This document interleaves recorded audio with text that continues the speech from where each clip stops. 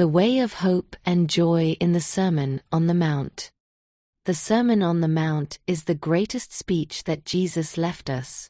It contains the most important part of his message and truth. One could preach a sermon on every sentence. Interestingly, it does not have this significance in the church context. Instead, many churches have a way of the cross, which depicts in detail the most terrible time in our Master's life. What is the message here? I cannot understand it. Why not a way of hope and joy from the Sermon on the Mount?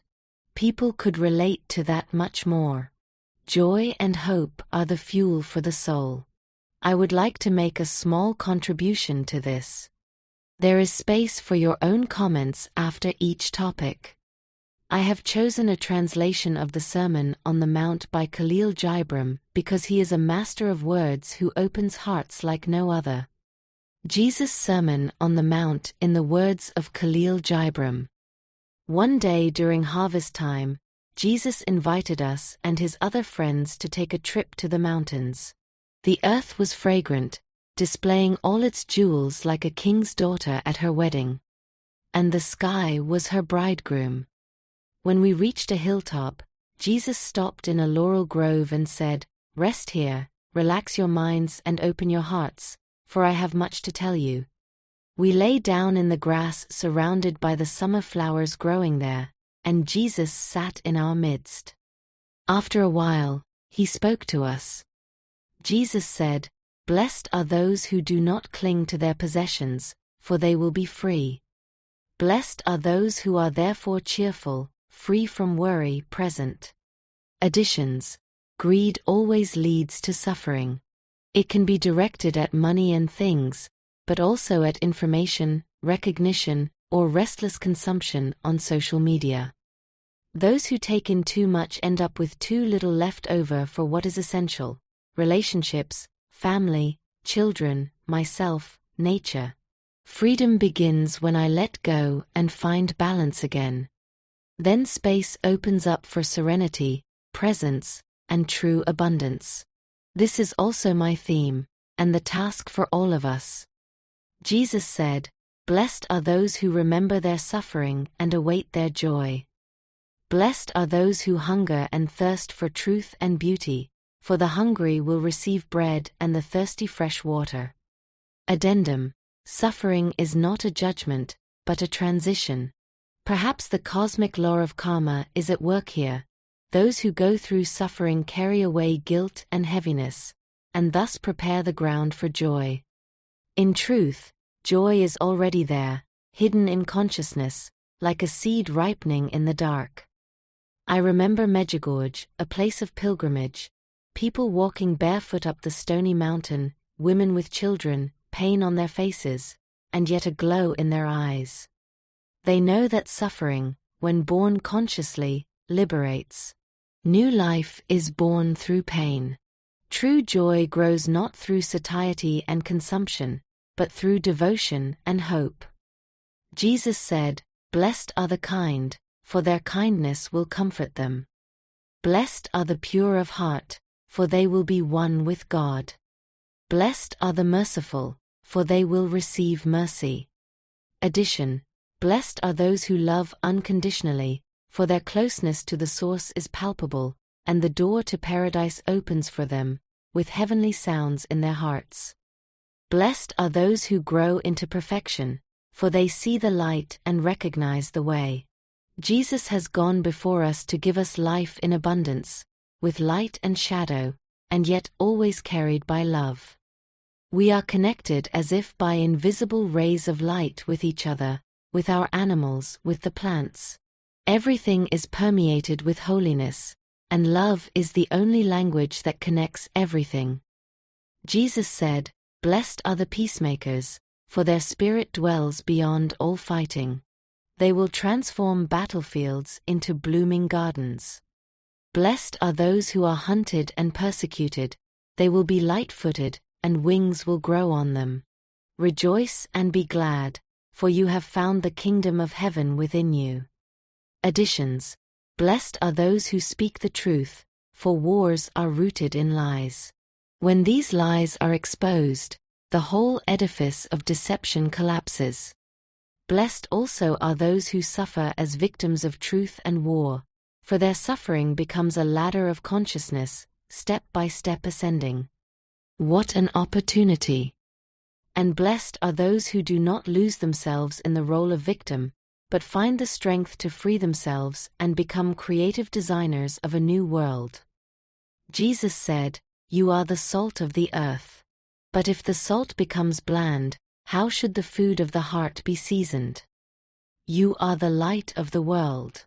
Do not hide this light under a bushel, but let it shine from the mountaintops for those who seek the city of God." The singers of old were persecuted when they sang of this holy kingdom. You too will suffer persecution, but it will be your reward and your honor. Additions. Blessed are those who let their talents and light shine in this world.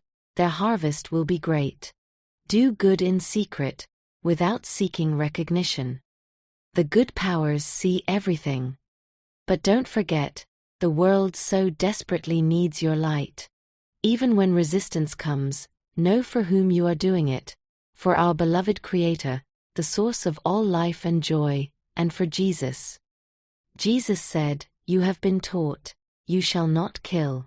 But I say to you, you shall not kill yourself or any living creature." The elders taught you to sacrifice your lamb to appease God for your transgressions. But I say to you, why should you sacrifice to God what belongs to Him from the beginning and what He loves as much as He loves you? Do you think you can appease Him, whose arms embrace the universe? Additions. For all life is sacred, it is not from us but from God. How could we presume to dispose of it? How could we elevate our own souls through the suffering of other souls? Is not the opposite true, that our hearts harden when we tolerate or even cause suffering? Blessed are those who respect life in all beings, for they will understand the language of love and be one with the Creator in it.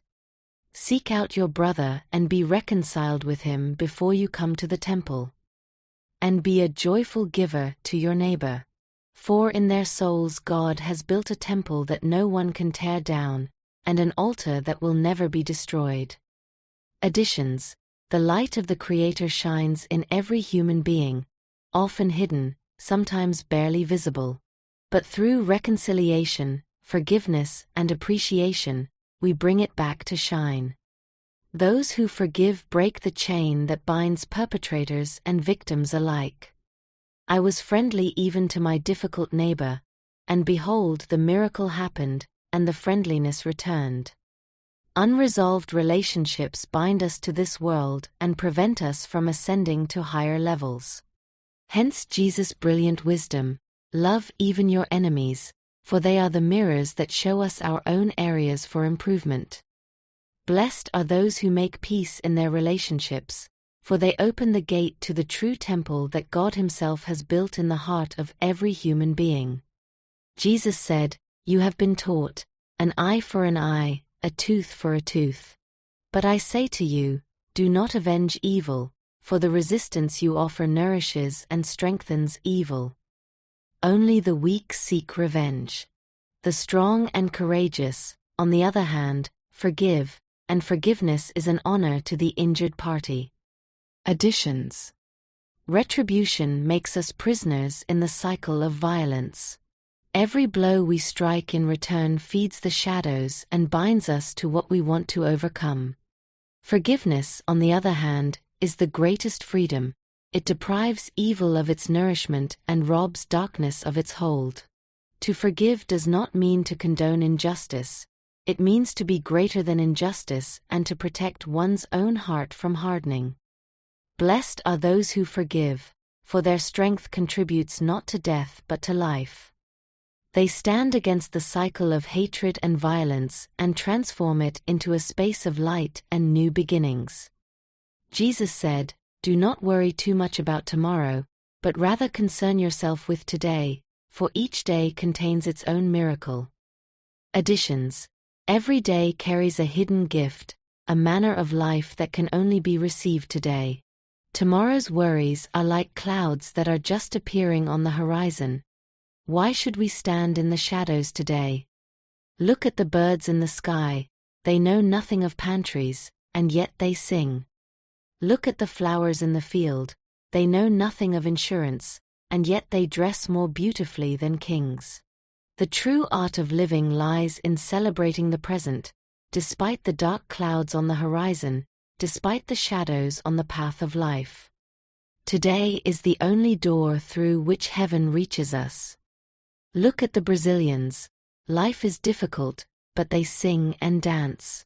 Because they enjoy life, community, nature, because joy is stronger than fear. That is the true art of living. Blessed are those who accept today, for they will discover that heaven already dwells within them. Jesus said, "When you give, do not think too much of yourselves, but pay attention to the needs of others. And every giver will be rewarded much more richly by the Father. Give to each according to his needs, for even the Father does not give salt to the thirsty, a stone to the hungry, or breast milk to the adult." Additions.